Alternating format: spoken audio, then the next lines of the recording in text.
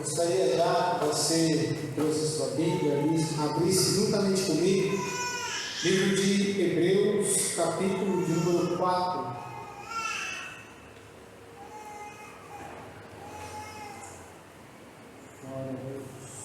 Você que trouxe, livro de Hebreus, capítulo de número 4, para nós acompanharmos essa leitura junto e meditarmos um pouquinho nesse texto.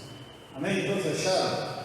Diz assim: temamos, portanto, que tendo-nos sido deixada a promessa de entrar no seu descanso, suceda parecer que algum de vós tenha falhado, pois também a nós foram anunciadas boas novas, como a eles, mas a palavra que ouviram nada lhes aproveitou, visto não ser acompanhada pela fé naqueles que a ouviram. Ora, nós o que temos crido entramos no descanso, tal como disse: assim jurei na minha ira, que não entrarão no meu descanso. Contudo, as suas obras foram acabadas desde a fundação do mundo. Pois em certo lugar disse: ele assim do sétimo dia, e descansou Deus no sétimo dia de todas as suas obras. E outra vez, no mesmo lugar: não entrarão no meu descanso, visto que restam entrar alguns ainda, e que por causa da desobediência não entraram aqueles a quem primeiro foram pregadas as boas novas. Determina outra vez certo dia, chamando hoje, dizendo por meio de Davi, muito tempo depois, segundo antes fora dito: hoje, se ouvirdes a sua voz, não endureçais o vosso coração. Ora, se Josué lhes houvesse dado descanso, não teria falado depois disso de outro dia. Resta ainda, portanto, um repouso para o povo de Deus, pois aquele que entrou no descanso de Deus, ele próprio descansou de suas obras, como Deus das suas. Procuremos, portanto, entrar naquele descanso, para que ninguém caia no mesmo exemplo de desobediência. Pois a palavra de Deus é viva e eficaz, e mais cortante do que qualquer espada de dois gumes. Ela penetra até ao ponto de dividir alma e espírito, juntas e medulas, e é apta para discernir os pensamentos e intenções do coração, e não há criatura alguma encoberta diante dele. Todas as coisas estão nuas e patentes aos olhos daquele a quem havemos de prestar contas. Amém? Que palavra maravilhosa para nós meditarmos. Irmãos, o tema desta noite é a promessa do descanso de Deus para a nossa vida. Para nós entendermos um pouquinho melhor essa passagem, irmãos, precisamos entender que o livro de Hebreus, o autor é anônimo, e que quando ele escreve essa carta, esse livro, essa epístola, ele vai usar muitas comparações e características do Antigo Testamento.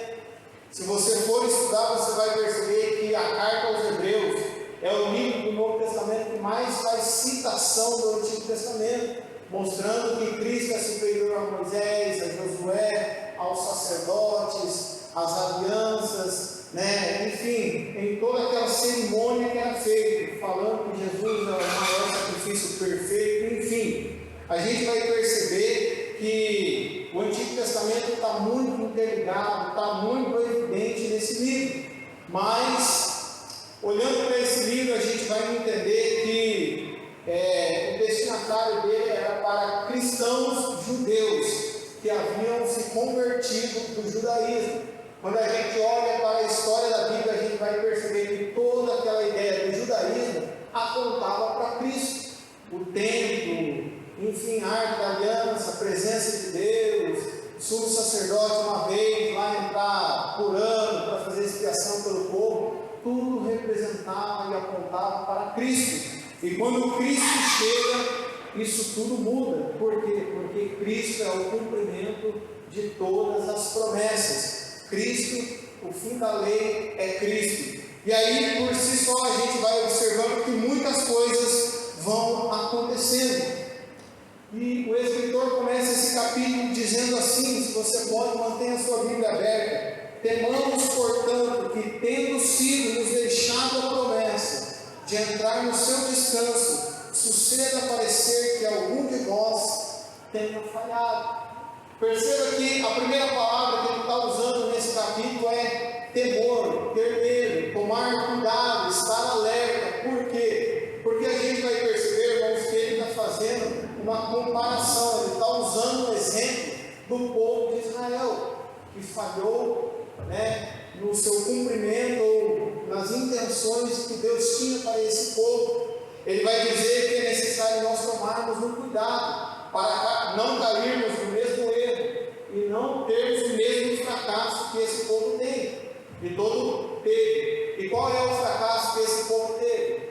Não conseguia entrar na terra prometida, que teoricamente seria um descanso para aquele povo. Descanso do quê? Das guerras, dos inimigos, dos outros povos, enfim. Eles iriam alcançar um descanso, mas conseguiu? Não, a primeira geração morreu, nem Moisés conseguiu entrar. Enfim, Josué dá continuidade ao povo e alguns conseguem entrar no descanso.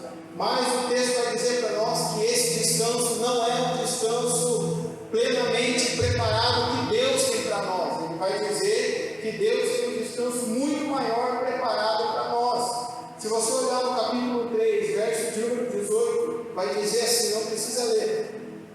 E vemos que não puderam entrar por causa da incredulidade. Irmãos, a gente tem que tomar um certo cuidado, porque a incredulidade tem entrado no coração de muitas pessoas. Muitas pessoas têm tido dificuldade em acreditar nas promessas de Deus. Algumas pessoas têm tido dificuldade em aceitar que algumas situações não vão acontecer do jeito que a gente espera. Mas uma coisa que a gente precisa ter certeza é que os planos de Deus, os projetos de Deus, as promessas de Deus, meu irmão, vai se cumprir. Vai se cumprir.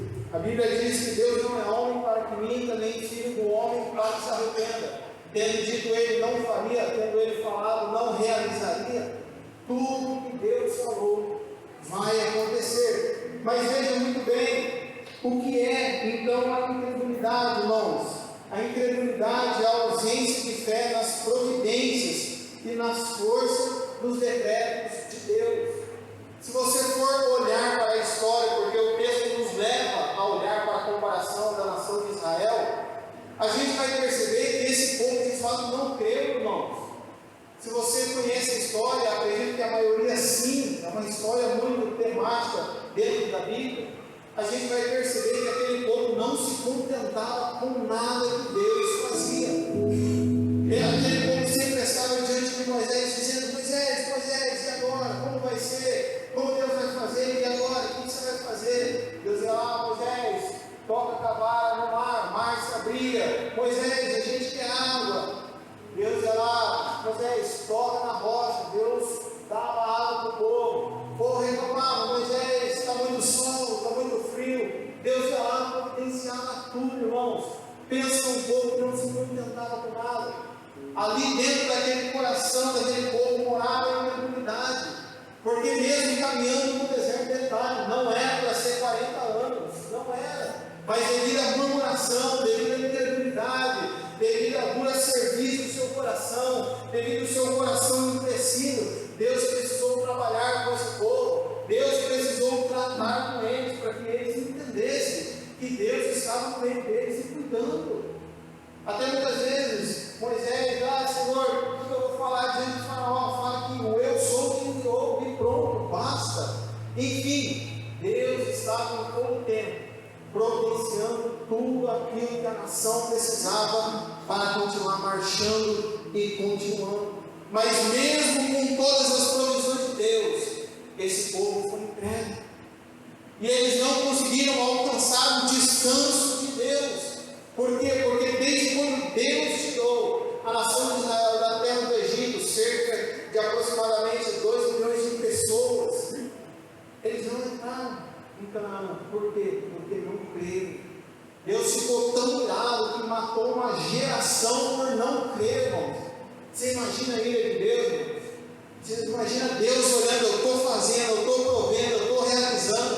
Eles querem carne, eu dou. Eles querem sombra, eu preparo. Eles querem calor, eu preparo. Eles querem aquecer, eu preparo. Suas vestes nunca se envelheciam, suas sandálias não se desgastavam. Tudo que aquele povo precisava, Deus estava lá, lado a lado, conduzindo, dizendo, precisava de uma resposta. Moisés, sobe lá que eu vou falar com você. O povo precisava de lei, de organização. Deus ia lá, Moisés, sobe lá que eu vou te entregar os mandamentos. Até Moisés, irmão, se irou com esse povo.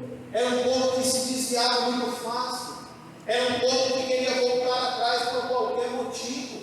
Quando eles olhavam aquele deserto, só areia, a distância, a longura. Você trouxe aqui para nos matar, seria melhor morrer na terra do Egito. Pelo menos lá tinha lugar para nos sepultar. E a ideia de Deus nunca era que eles morressem no deserto. Mas Deus permitiu com que eles morressem no deserto, não entrassem no descanso por causa da incredulidade. E o texto nos leva a crer, para que nós não venhamos a cometer esse mesmo erro de ser incrédulo. Hoje Deus promete para nós também que resta um repouso para o povo de Deus. Resta um descanso para nós, mas nós precisamos caminhar. Nós não podemos ser incrédulos. Eu quero dizer para você que durante essa jornada, essa caminhada, você não pode cometer esse erro. Você não pode ser incrédulo. Eu quero dizer para você que as situações nem sempre vão ser favoráveis. Nem sempre vão ser, ao nosso olhar humano, tão boas quanto nós esperamos. Mas o que você precisa, o que eu preciso é acreditar que Deus está cuidando de cada um de nós. Durante a nossa jornada vamos passar por desertos na nossa vida. Ou você acha que a vida é muito fácil? Não! Os desertos vão vir. Os dias em que nós iremos precisar clamar a Deus por um milagre extraordinário. O dia em que nós vamos ter que buscar a Deus para que Ele faça algo sobrenatural. Os desertos vão vir. Mas o que você precisa entender é que essa caminhada, infelizmente, irmãos, ou felizmente, melhor dizendo assim, é cheio de espinhos no caminho. É cheio de deserto para nós caminharmos. Sabe, irmãos, o descanso de Deus é uma promessa feita pelo próprio Deus. Você precisa acreditar nisso. Tendo nos sido deixado a promessa de entrar no seu descanso. Ele deixou a promessa para nós, mas a pergunta é: você quer alcançar essa promessa? E não caia nessa conversa, irmãos, que quem tem promessa não morre, morre, irmãos. Pois é, isso é promessa. Ele era para entrar, não era, mas entrou, não entrou.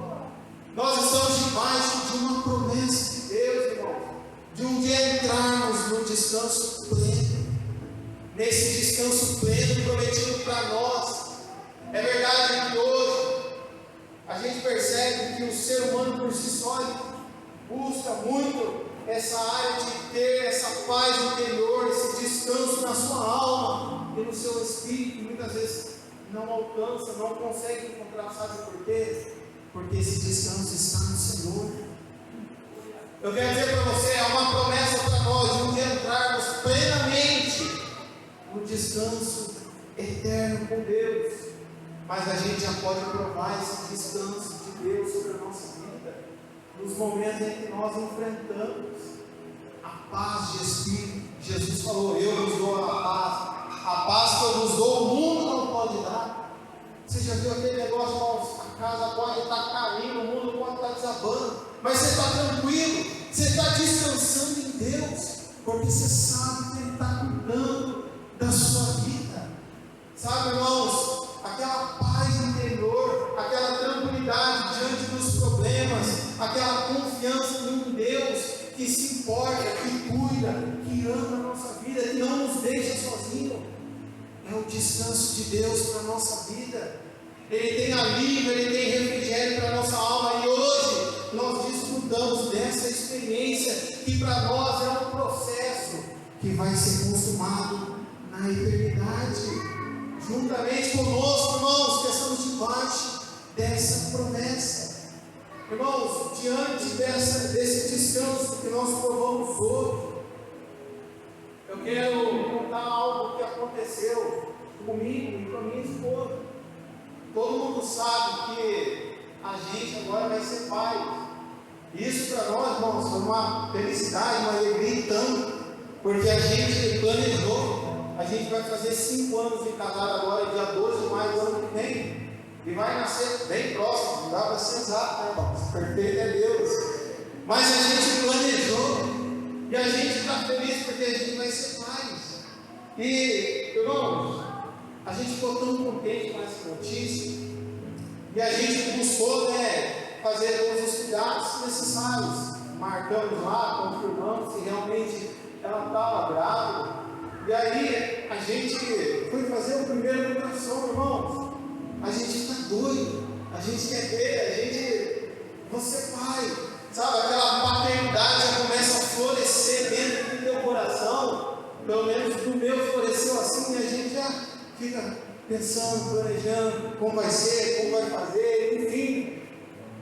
Mas, irmãos, eu confesso que a primeira ultrassom que a gente fez, ninguém sabia.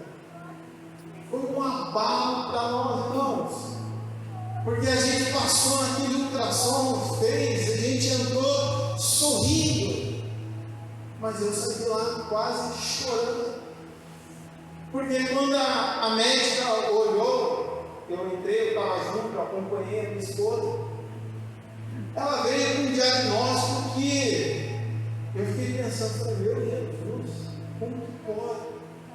Ela falou, olha, eu vou fazer um encaminhamento para vocês, no caso para ela, e vocês vai precisar fazer uma investigação a mais, porque pelo ultrassom eu estou vendo e está dando uma diferença de medida, translucência bucal, e há uma possível probabilidade de ter síndrome.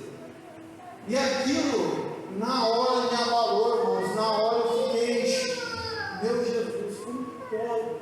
A gente não esperava, irmãos. A gente estava todo contente, todo animado, porque algo que a gente planejou vai acontecer. E aí, ela agendou, marcou, a gente fez todos os procedimentos certos para chegar até o lugar onde ela nos encaminhou. Mas eu lembro que, diante daquele dia, irmão, eu saí do trabalho, era umas 9h30, 10 horas da manhã, para ir junto com ela. E, irmãos, depois desse ultrassom, não deu nem vontade de trabalhar. Mas eu falei, eu vou ter que continuar, E fiquei com aquele negócio martelando na cabeça, martelando. E cheguei à tarde no serviço e fiquei pensando. E quando eu mais pesquisava sobre o que era lá, eu estava tudo no papel, eu estava mais doido. Eu falava, Jesus, não é possível. Mas aí eu lembro que minha esposa sempre falava para mim, a gente tem que descansar em Deus. A gente tem que acreditar que Deus está cuidando de todas as coisas. Irmãos, e eu sei que Deus cuida, mas é difícil. É difícil porque é um sonho para nós. E a gente olhava assim, a gente a princípio não contou para ninguém, ficou só entre nós e Deus. Irmãos, e acho que foi um dos momentos mais da minha vida que eu mais orei de alma para Deus. Eu falava, Deus, faz um milagre. Senhor, eu não sei o que aquela médica viu, eu não sei o que vai acontecer, mas eu sei que o Senhor está cuidando, o Senhor está no controle, eu sei que o Senhor está sabendo e vendo tudo que está acontecendo. Irmãos, eu chorava como criança pedindo a Deus para que tudo ocorresse bem, perfeitamente. E aí a gente, por alguns dias, foram 2 dias eu fiquei muito mais. Eu não contava para ninguém, nem minha mãe não sabia. E até a minha sogra, inclusive, até achou estranho, falou, olha, vocês fizeram ultrassom, não falaram nada, e toda vez que vocês têm uma notícia boa, vocês sempre compartilham. E a gente não compartilhou naquele dia. Enfim, a gente chorou junto, a gente dobrou o joelho junto, a gente orou junto, a gente clamou a Deus junto, e a gente continuou, irmãos, orando para que Deus pudesse fazer algo sobrenatural, enfim. Viemos até, irmãos, nos cultos, era um sorriso por fora, mas a alma quebrada por dentro, amargurada, aflita, porque a gente estava muito pensando sobre isso. E eu sei que pelo lado humano, irmãos, a gente pensa. Eu sei que a nossa fé, ela tem que aumentar, ela tem que crescer, tem que estar no Senhor, mas a gente pensa, irmão. A gente fica imaginando como vai ser, se realmente isso acontecer, enfim, a gente está orando junto. Chegou o dia de nós estarmos no encaminhamento para Campinas, onde a médica encaminhou. E dentro daquele consultório, irmãos, eu já estava assim, Jesus. Já tinha orado em casa do Senhor, vai na frente, o Senhor sabe de todas as coisas, está nas tuas mãos. Detalhe, irmãos, a minha esposa em nenhum momento questionou a Deus, e nem eu. A minha oração o Senhor faz, mas seja a tua vontade, seja o teu querer, seja o que o Senhor quiser. Mas a gente sempre pedir, dar, insistir em pedir, e acreditar que Deus iria fazer algo. E nós chegamos lá, irmãos, em Campinas, lá no Hospital da Mulher. E demorou um pouco, né, o procedimento. Chegamos lá às 6h20 da manhã, fomos atendidos, era quase 8h30. Nós ficamos aproximadamente 40 minutos a 1 hora dentro daquele consultório médico. E aí chegou lá, a Roberta entrou na máquina, enfim, fizeram todos os procedimentos. Irmãos, e eu olhava para a Roberta olhava para mim, a médica fazendo uma ultrassom, a gente olhava assim, eu olhava, mas parece que não tem mais nada. Aí a Roberta olhava para mim, ficava, sabe aquele olhar que parece que tem palavras, mas não tem? A gente olhava um para o outro, enfim, a médica ficou ali cerca de uns 40 minutos, não só olhando, virando, vendo, mexendo, medindo, enfim, todo aquele procedimento. E no final, irmãos, a conclusão era que não tinha mais nada. Tudo aquilo que parecia ser alguma coisa já não era mais nada. Estava lá aparentemente, subjetivamente normal. Irmãos, e quando a gente precisava de uma resposta de Deus, num culto que a gente veio, saindo do culto, irmãos, era a maior dificuldade, irmãos, mas se tem uma coisa que a gente não deixou de fazer, era de orar, era de estar no culto, era de mesmo não tendo força, mesmo não estando alegre, feliz, era de estar na casa do Senhor. E a gente chegou lá em casa, minha esposa mexeu no celular, né, e viu lá, estava lá um daqueles momentos do Instagram lá, a segunda música que apareceu no playlist é Deus falando com você. E aí ela colocou, irmãos, e quando ela colocou aquela música, a gente desabou. Coloca aí, irmãos, por favor.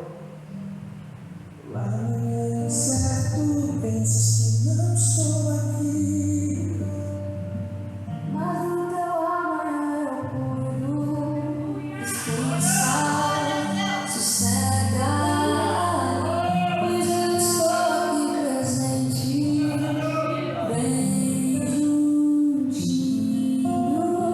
Eu estou cuidando de você. Eu estou cuidando de você, pra que esse medo, pra que desespero, sou eu que cuido de você. Eu estou cuidando de você, eu estou cuidando de você, pra que esse medo, pra que desespero, sou eu que cuido de você. E era tudo que a gente estava vivendo, irmãos. Era o medo, era o desespero, era a falta de olhar assim e pensar, meu Deus, e se não acontecer? E se o Senhor não fizer? A gente conversava entre nós. E ela, toda vez, eu nem pegava muito no exame, não, porque eu olhava, quanto mais eu queria pesquisar e saber sobre o que era. Irmãos, eram possíveis 3 síndromes. Ela uma hora pesquisou e olhou e falou assim, olha, se prepara, a gente pode enfrentar uma grande batalha. Irmãos, a vontade era de chorar, falar, meu Deus, como assim? Eu não queria entender, mas eu falava, Senhor, está nas tuas mãos, está no teu cuidado, é o Senhor que tem o controle da nossa vida. O que eu quero dizer com isso, irmãos, é que nós precisamos descansar no Senhor. É que é a vontade de Deus que vai prevalecer sobre a nossa vida. Mas se num momento desse a gente joga Deus na parede e acha que Deus é obrigado a fazer do jeito que a gente quer, nós estamos errados, estamos sendo incrédulos, porque a gente tem que acreditar que tudo que acontece é da vontade do Senhor. E Deus, irmãos, na sua infinita bondade e misericórdia, a gente saiu de lá, não via a hora de sair do consultório para chorar. Eu mandei a mensagem para minha mãe: olha, está tudo certo, está normal. A Roberta ligou para a mãe dela também chorando: está tudo certo. Enfim, alguns falam que pode ter sido um erro médico, não sei, irmãos, eu prefiro acreditar que foi Deus quem realizou todo esse milagre. E hoje nós estamos felizes porque nós sabemos que ela está vindo bem e perfeitamente para a glória de Deus. Mas a gente precisa descansar no Senhor, porque o que nós vivemos aqui hoje é um processo de descanso, e o verdadeiro descanso plenamente prometido por Deus é o de alcançar a eternidade, onde não haverá mais preocupação, onde não haverá mais dor, mais medo, mais morte, onde não haverá mais aflição de espírito, onde não haverá mais nada para nos perturbar a nossa alma e o nosso espírito. Mas enquanto essa promessa não se cumpre, enquanto nós ainda não alcançamos o verdadeiro descanso plenamente com o Senhor, nós precisamos descansar na nossa jornada sobre a terra com o Senhor, acreditando no cuidado, na provisão, no amor dele sobre a nossa vida. E aí o texto vai dizer assim: pois também a nós foram anunciadas boas novas como a eles, mas a palavra que ouviram nada lhes aproveitou, visto não ser acompanhada pela fé naqueles que a ouviram. O autor está dizendo: olha, da mesma forma que para nós um dia foi pregado as boas novas do Evangelho, para a nação de Israel também foi. É verdade que foi de uma forma diferente, Deus se revelou, usou outras pessoas, enfim, os meios foram diferentes, mas a essência é que Deus estava se comunicando com o homem, com o ser humano, para pregar as boas novas, para que eles depositassem a sua fé e confiança no Senhor. Mas aí o texto está dizendo: olha, que mesmo sendo pregado as boas novas, a palavra que ouviram nada lhes aproveitou. Eu quero dizer para você, meu irmão, se você está aqui nessa noite, se você frequenta essa igreja, toda vez que você ouve a palavra de Deus, se você não entender, não aproveitar, não exercer a sua fé, irmão, de nada vale. Essa palavra não é proveitosa para a tua vida. Precisa ter uma resposta diante da pregação do Senhor, precisa ter uma ação diante da palavra de Deus. É isso que a Bíblia exige de nós, decisões pessoais que vão mudar a nossa vida. Não adianta simplesmente você só ouvir, meu irmão. Eu tenho que falar essa verdade: se você só ouvir, meu irmão, a palavra só ouvir não vai te salvar, a palavra só ouvir não vai mudar a sua vida, não vai. Você pode ouvir 1000 sermões, 1 milhão de sermões, mas se você não exercer a sua fé, não fazer com que esse ouvir seja acompanhado pela fé, meu irmão, isso não vai mudar a sua vida, não vai mudar. Precisa ser acompanhada pela fé em Cristo Jesus. E aí ele vai dizer assim: ora, nós que temos crido, entramos no descanso. Entramos no descanso. Nós que temos crido. Você sabe qual é a maior manifestação da incredulidade do ser humano, meu irmão? É quando este ouve o Evangelho e mesmo assim continua sendo incrédulo. Você sabe, irmãos, tem aquelas pessoas que vão dizer assim naquele dia: Senhor, então eu preguei, eu curei. Jesus vai falar: apartai-vos de mim, porque foram pessoas que somente ouviram, foram pessoas que somente quiseram fazer movimento, mas não mudaram de vida.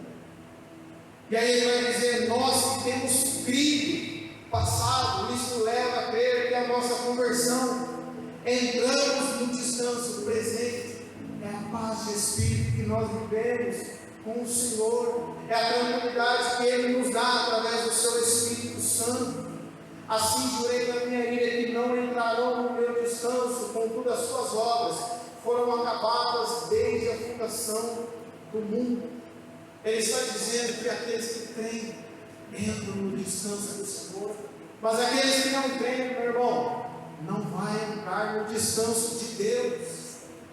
Muitas vezes, irmãos, a nossa correria, o nosso dia a dia é querer fazer tantas coisas, mas a gente precisa entender que em tudo sobre a nossa vida, seja a área financeira, seja a área espiritual, seja a área que a gente vive e passa, Deus é o Deus da provisão sobre a nossa vida. Eu não sei o que falta para você, eu não sei, mas o que eu sei e posso me garantir pela palavra de Deus é que o nosso Deus é um Deus de provisão, é que tudo aquilo que você precisar, você pode descansar no Senhor. Pode descansar no Senhor. Deus é um Deus de provisão. Se você olhar na história, irmãos, Deus proveu tudo aquilo que a nação, o povo, pessoas precisavam para continuar. Se eu perguntasse aqui, ou se desse a oportunidade para você contar um testemunho, eu tenho certeza que todos aqui teriam um testemunho para contar o que Deus fez, o que Deus proveu, o que Deus realizou sobre a sua vida. Verso número 4, pois em certo lugar disse ele assim no sétimo dia, e descansou Deus no sétimo dia de todas as suas obras.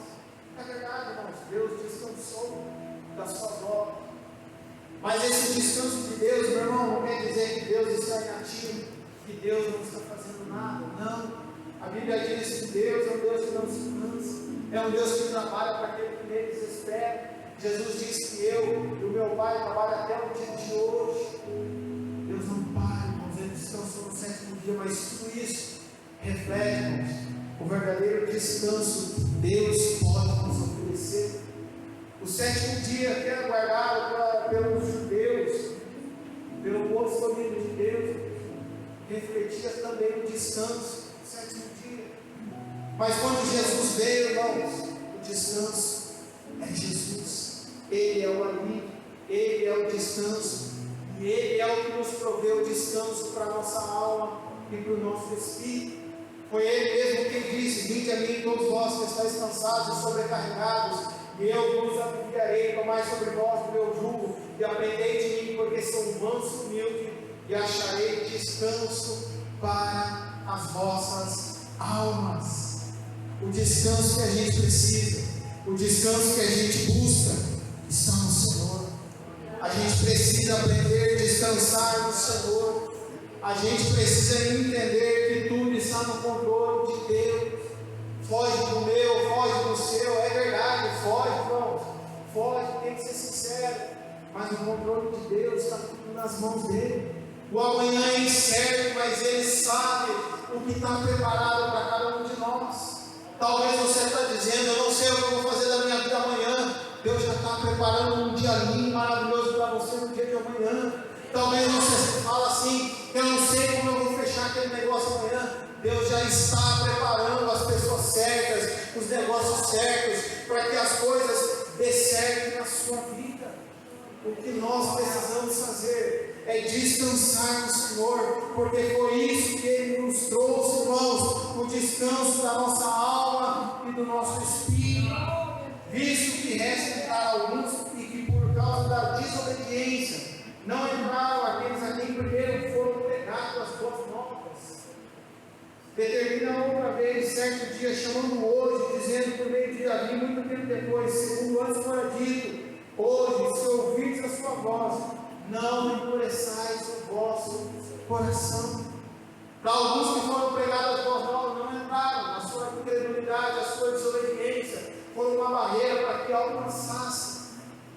Mas para nós hoje, ao mesmo termo, a palavra que Davi usou é continuidade para nós hoje. Hoje, se ouvirdes a sua voz e não endurecer o vosso coração e credes no Senhor, é a promessa, irmãos, é o que depende para nós entrarmos no verdadeiro descanso de Deus. É crer, irmãos, é ouvir a voz de Deus, é obedecer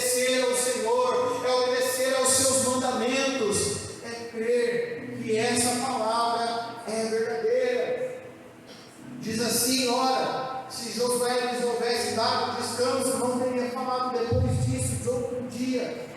Josué até deu um descanso para alguns que entraram, mas além desse descanso, Deus estava dizendo: isso aí é só um descanso temporário, é só um descanso passageiro. Afinal de contas, onde eles estão? Eles morreram.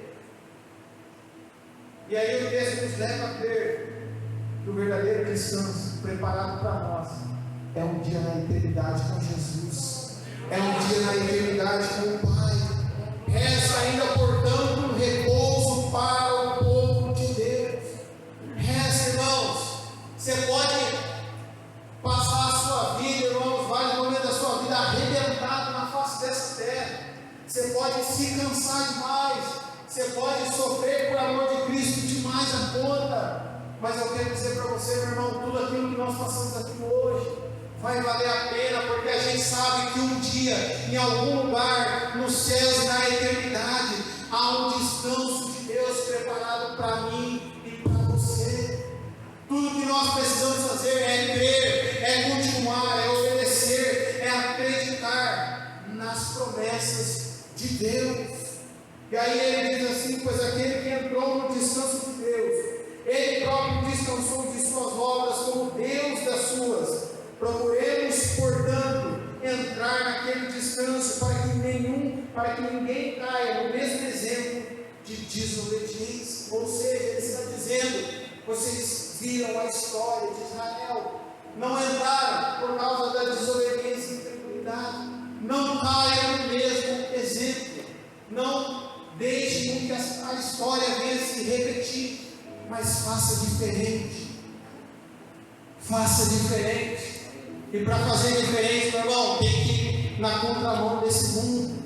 Para fazer diferente, meu irmão, tem que se esforçar, tem que acreditar, tem que obedecer, tem que sujeitar a autoridade de Deus, tem que ouvir a palavra de Deus, tem que obedecer os mandamentos, os decretos de Deus, tem que obedecer. Se nós queremos entrar nesse descanso de Deus, precisamos nos esforçar para santificar, para consagrar a nossa vida a Deus, para buscar o Senhor, para continuar ouvindo, crendo nas suas promessas e nas suas palavras. Tem que se esforçar. O reino de Deus é tomada força. O reino de Deus não é comida nem bebida, mas é alegria, é paz no Espírito Santo. Mas tem que ter uma busca, tem que ter um desejo dentro do nosso coração, tem que ter aquele anseio de melhor estar com Cristo do que estar sobre essa terra. Foi isso que o apóstolo Paulo disse. Tem que ter aquele desejo, porque para mim viver é Cristo e morrer é lucro. Se eu morrer, para mim ainda é lucro, porque eu alcanço a eternidade com Deus.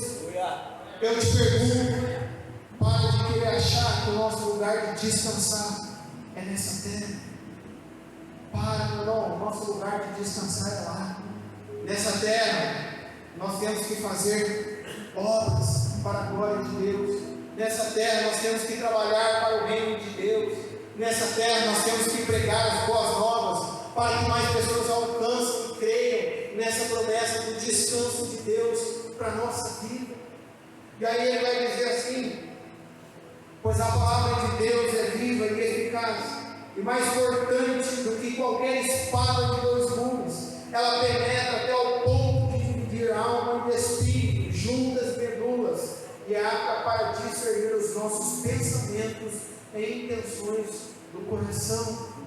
Essa palavra, irmãos, é viva. É por isso que eu e você estamos aqui nessa noite.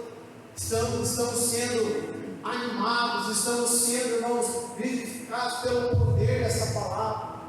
Porque a palavra de Deus tem poder. Não são palavras mortas. A Bíblia não é um livro morto, como alguns pensam ou até dizem. Não. É a palavra de Deus, irmãos.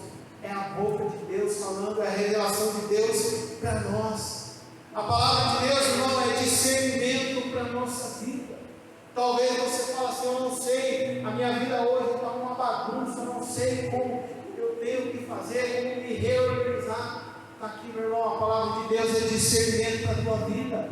A palavra de Deus é orientação para mim, para a tua vida. A palavra de Deus é fortalecimento para a minha e para a tua vida, para que nós venhamos a continuar a caminhar. Por mais que a nação de Israel, todas as vezes que Deus falava com Moisés, Moisés ia lá, transmitia as palavras de Deus para o povo era incrédulo. Mas não cai nesse mesmo exemplo, porque é a palavra de Deus que é viva, irmãos, a palavra de Deus que é eficaz, ela tem poder e ela tem ação sobre a nossa vida, ela é mais importante do que qualquer espada de dois gumes, irmão. Essa palavra corta dos dois lados, irmãos. Deixa eu dizer uma coisa para você, meu irmão. Essa mesma palavra que nos abençoa, que nos fortalece, que nos direciona, que nos traz discernimento, irmãos, é a mesma palavra que naquele dia, irmãos, vai nos julgar. É a mesma palavra. Deixa eu dizer para você, se você não se enquadrar nessa palavra, irmãos, o padrão de Deus para julgamento sobre a nossa vida vai ser essa palavra. É essa palavra que vai nos julgar, irmãos. É aqui que vai ser decidido se nós iremos entrar no descanso de Deus ou não. É aqui que nós vamos entender, irmãos, tudo aquilo que nós fizemos debaixo dessa terra. Por isso que o escritor Eclesiastes diz: de tudo que tem ouvido o fim é, teme a Deus, guarde os seus mandamentos. Teme a Deus e guarde os seus mandamentos, porque um dia nós iremos estar diante do Senhor para prestar contas. E essa palavra, irmão, chega ao ponto de dividir alma e espírito, juntas e medulas, e apta para discernir os pensamentos e intenções do coração. Essa palavra chega por inteiro, irmão, mais profundo do coração, da alma, do espírito do ser humano. Essa palavra chega.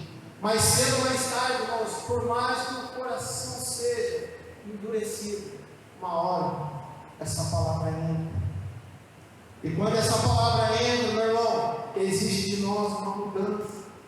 E não há criatura alguma encoberta diante dele. Todas as coisas estão nuas e patentes aos olhos daquele a quem havemos de prestar contas. Essa mesma palavra, irmãos, um dia vai ser usada para nos julgar. E a palavra está dizendo que não há como escapar do olhar desse Deus. Ele está olhando para nós, irmãos, Ele está olhando para a nossa vida, para nossas intenções, para os nossos pensamentos. Essa palavra discerne tudo sobre nós. É só você ler essa palavra, irmãos, é a nossa vida. Coração ruim, coração mau, pensamentos maus. Irmãos, é a nossa vida, é o nosso coração. Fala tudo sobre nós. Fala tudo sobre nós. Por isso, irmãos, que o padrão de Deus naquele dia para nos julgar vai ser ela. Ah, mas eu não sabia que era assim. A minha palavra está diante de você. Sabe, irmãos, a promessa de Deus está diante de nós. Mas o que você vai fazer diante dessa promessa? Deus tem prometido tantas coisas para nós, irmãos. Novos céus, novas terras, né? Aquele dia lá, naquele lugar, não haverá choro e tal. Mas você sabe, irmãos, que muitas vezes parece que essas palavras não trazem mais esperança para o coração do ser humano, para o coração do cristão. Mas muitas vezes se é feito um movimento e de repente Deus vai abrir portas, Deus vai te dar isso, Deus vai te dar aquilo, irmãos. A igreja pública, a oração, mas aquele movimento todo, irmãos. E a gente precisa se conscientizar de quem nós somos. Eu não estou dizendo que é errado, irmão. Não estou dizendo que a gente é pentecostal, a igreja nossa é pentecostal.